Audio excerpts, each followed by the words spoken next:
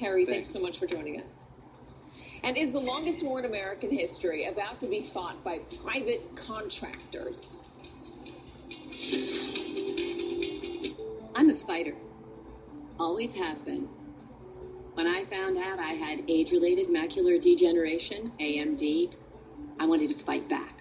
My doctor and I came up with a plan. It includes PreserVision. Only PreserVision AREDS 2 has the exact nutrient formula recommended by the National Eye Institute to help reduce the risk of progression of moderate to advanced AMD. That's why I fight. Because it's my vision, PreserVision. Also in a great-tasting chewable. Why use the Home Advisor app to find home improvement pros? I found a great local painter when I was in line at the grocery store. I read reviews of a few electricians while walking my dog. I booked a plumber with just a click. And it's free to use. Go to homeadvisor.com or download the free app. Introducing the brand new South Beach Diet. I'm Jesse James Decker, and if y'all want to know how I stay in shape, I do it with the South Beach Diet. Lose weight fast, burn fat, get leaner, and have more energy. Order your 28-day plan today with fully prepared meals delivered to your door. Breakfast, lunches, dinners, even snacks. I lost 38 pounds. It's healthy weight loss, easy to follow, and it works. I lost 30 pounds on the South Beach Diet. South Beach is a low-carb, low-sugar, high-protein program that burns fat and transforms your metabolism. I lost 24 pounds. Order your 28-day plan right now and receive a week of our all-new South Beach Complete Shakes free. They're packed with 20 grams of protein, no added sugar, a great source of probiotics, vitamins, and they taste great. Call or go online in the next 2 minutes and we'll even throw in free FedEx shipping. Lose weight fast, burn fat, get leaner, and have more energy. Trust me, the South Beach Diet works. Call or click right now. Call 877-807-PALM or go to southbeachdiet.com and get 1 week of shakes free. Jimmy's gotten used to his whole room smelling like sweaty odors. Yep, he's gone nose blind. He thinks it smells fine, but his mom smells this. Luckily for all your hard-to-wash fabrics, there's Febreze Fabric Refresher. Febreze doesn't just mask, it eliminates odors you've gone nose blind to. And try Febreze Unstoppables for fabric. With up to twice the fresh scent power, you'll want to try it again, and maybe just one more time. Indulge in irresistible freshness. Febreze Unstoppables. Breathe happy. What's amazing about Babbel is that it's very engaging and it's fun, and in a very short period of time, within 3 weeks, you're speaking Spanish. Babbel, the quick way to get conversational in a new language. Babbel's award-winning interactive technology gets you speaking right away. I love Babbel because it's like having a tutor in your hand.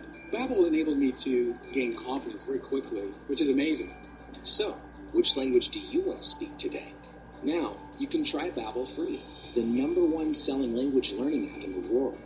I love going to Mexico, and while I enjoy surfing and seeing the sights, what's most important to me is that human connection. Now, when I'm meeting friends at the beach, I can engage in Spanish, and they can understand me, which is a very rewarding experience, thanks to Babbel. Try Babbel free today. Go to Babbel.com or download the app and see why Babbel is the quick way to get conversational in a new language. Babbel, which language do you want to speak today?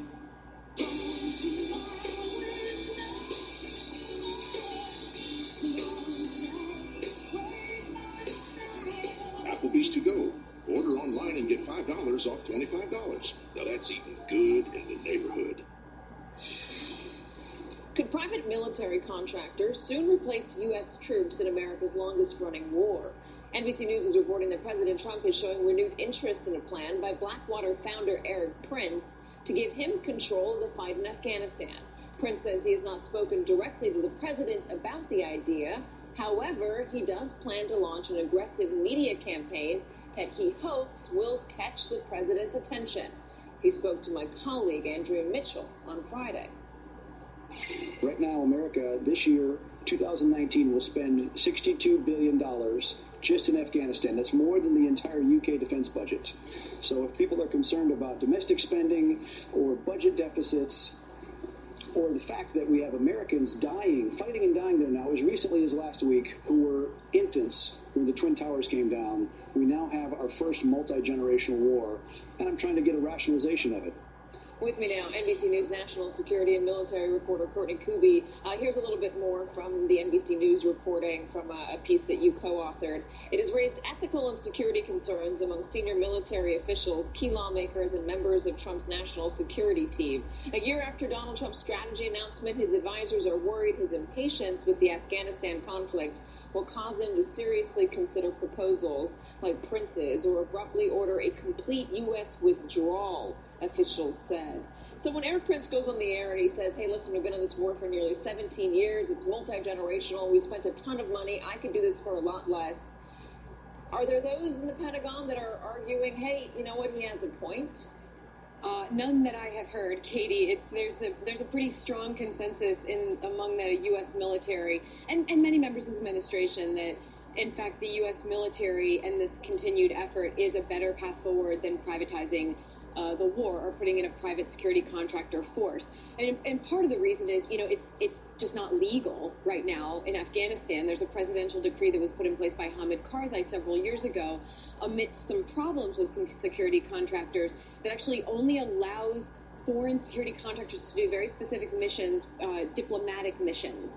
And so when you're looking at what the U.S. military is doing there under the NATO auspices of this, the training and the advising and whatnot, it is not actually legal for them, for foreign security contractors to conduct that. That's one of the other concerns, of course, is that if President Trump makes this decision, hastily makes a decision to do this, how would the U.S. actually implement it? And what are the concerns with having somebody like Eric Prince, founder of Blackwater, take control over a war, bypass the Pentagon, report directly to the president? What red flags jump out at people? So one of the biggest things is the optics of it. As I was saying, there's a history in Iraq and Afghanistan in these most recent wars of problems with security contractors, even in some of the less dangerous roles that they could be playing. When you look at one of the training missions in Afghanistan several years ago, there was a security company that was in charge of training the Afghan police, and there was a Special Inspector General for Afghanistan Reconstruction report that talked about just how deficient those efforts were. So there's been not only the checkered past of the problems, the actual security problems that they've had, but there's also been a checkered past of just how successful they can be in this mission in Afghanistan, Katie. So you say the Pentagon's not behind it. A lot of administration officials are not behind it. James Mattis said there's no chance it'll be adopted. But John Bolton was on ABC this weekend, and he wasn't totally ruling it out. Let's listen to him. There are always a lot of discussions. I find them helpful. I'm always open to new ideas, but I'm not going to comment on what the thinking is. That'll ultimately be the president's decision. And that'll ultimately be the president's decision. Eric Prince is somebody that is the brother to one of his cabinet secretaries, Betsy DeVos. Eric Prince is somebody that's now under scrutiny from Robert Mueller's team for a meeting he had in the Seychelles, a potential back-channel effort between the Trump administration, the transition, and the Russian government. He's denied that.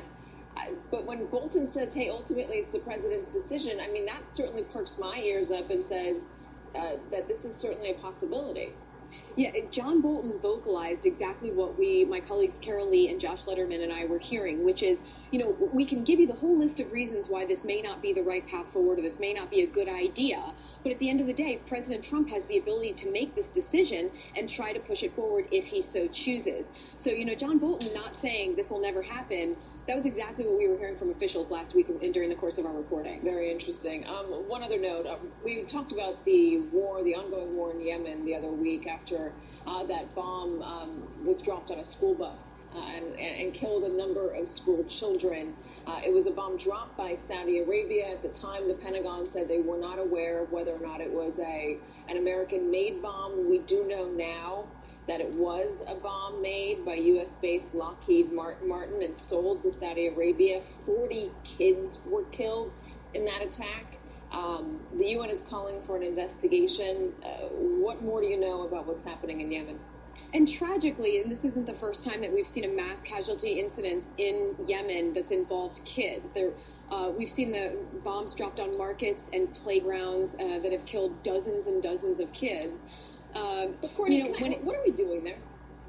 The U.S. is supposed to be really in a support role when it comes to this kind of thing. So, I mean, there is the effort that is in Shabwa and some of the areas where there's an al-Qaeda in the Arabian Peninsula presence, where there is a counter-terror mission. It doesn't involve U.S. troops, like a permanent or constant presence on the ground, but it does involve the occasional insertion of air assets or sometimes even troops.